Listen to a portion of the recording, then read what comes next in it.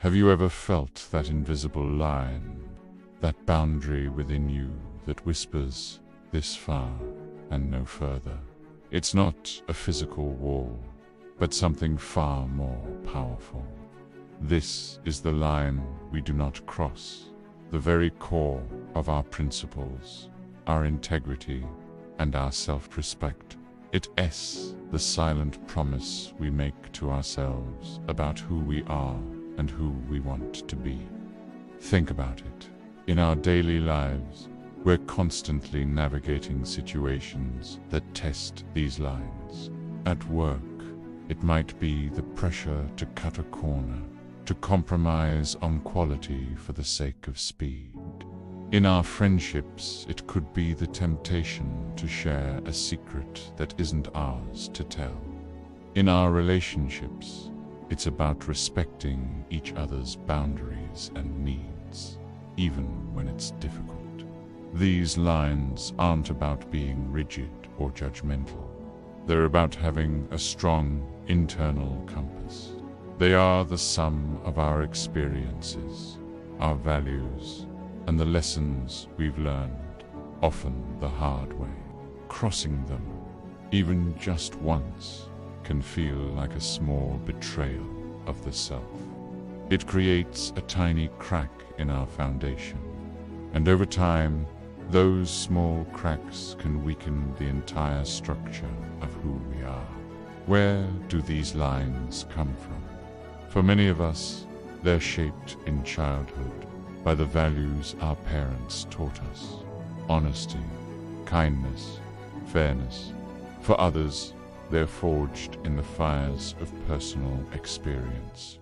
A time we were wronged and swore we would never make someone else feel that way. A mistake we made that taught us a profound lesson about its consequences. The interesting thing is, these lines can shift and evolve. What was an absolute for us at 20 might be more nuanced at 40.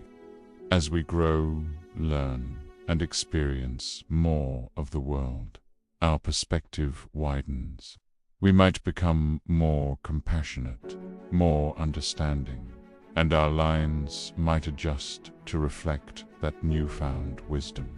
But the core principles, the truly non-negotiable ones, they tend to remain steadfast.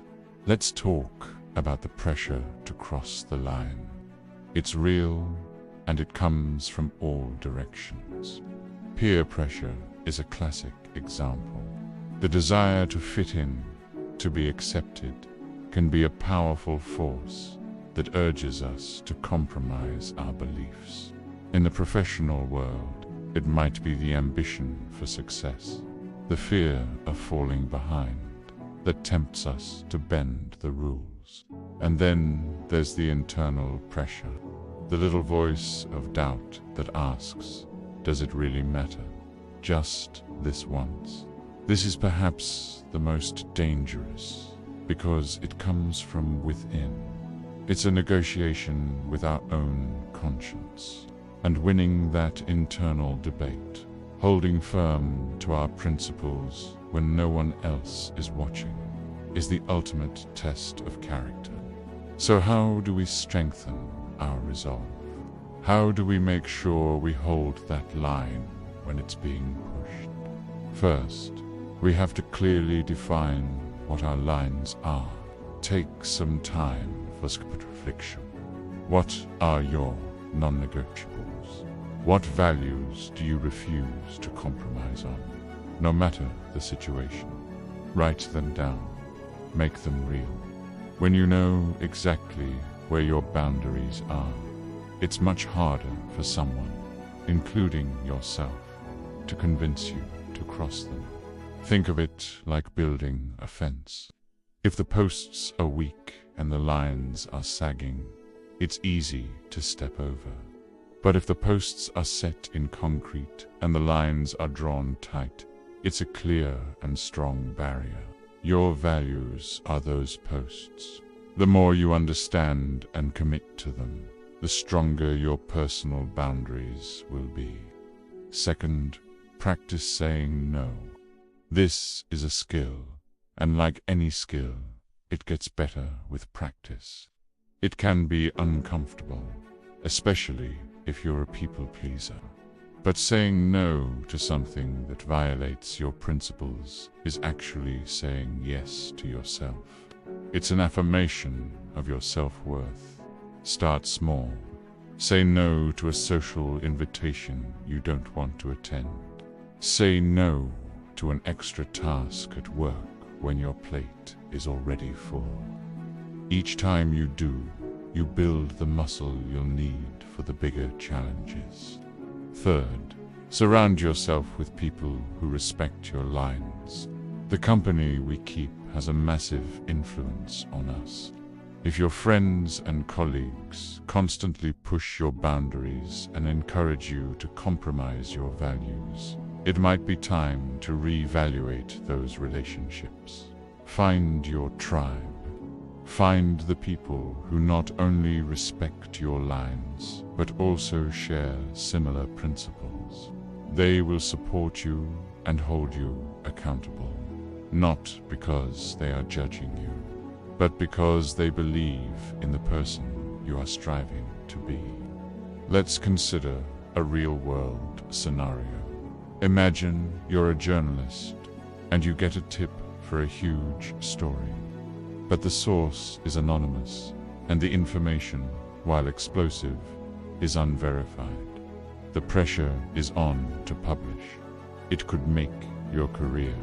Your editor is pushing. The competition is sniffing round. Here is the line. The principle of journalistic integrity, of verifying facts before publishing. Crossing it could have huge repercussions. Not just for the people involved in the story, but for your own credibility and the public's trust. Holding that line, insisting on verification, even if it means losing the scoop, is the mark of a true professional. It's a choice that prioritizes long-term integrity over short-term gain. This applies everywhere. From the scientist who refuses to fudge data for a grant, to the artist who refuses to sell out their vision for commercial success, to the friend who refuses to gossip even when everyone else is every day. People are making these quiet, courageous choices. They aren't always celebrated. They don't always make the news. But they are the choices that hold our society together. They are the choices that build trust. There's also a deep connection between holding our lines and our mental well-being. When we act in alignment with our values, we feel a sense of inner peace and coherence. We can look ourselves in the mirror and be proud of the person we see. When we cross those lines, it creates cognitive dissonance, an internal conflict that can lead to anxiety, guilt, and a diminished sense of self. It's like having an internal alarm that won't stop ringing. Honoring your principles is a form of self-care. It's important to remember that this isn't about perfection. We are all human. There will be times when we stumble, when we make a mistake and cross a line we swore we wouldn't. The key in those moments is not to spiral into self-criticism. It's to practice self-compassion, to acknowledge the mistake, understand why it happened, and recommit to our principles. Every stumble is a learning opportunity, a chance to reinforce our boundaries and understand our own weaknesses better. It's not about never falling. It's about always getting back up and realigning with our internal compass. Think about the legacy you want to leave. When people talk about you, what do you want them to say? That you were successful, that you were popular, or that you were a person of integrity, a person who was kind, honest, and fair, a person who stood for something. Our character is the one thing we build every single day with every single choice.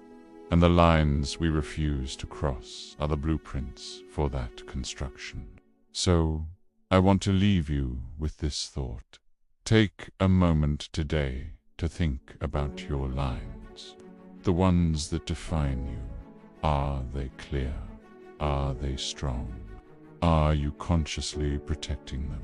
Because in a world that is constantly trying to blur them, holding your line is not just an act of defiance. It's an act of self-love.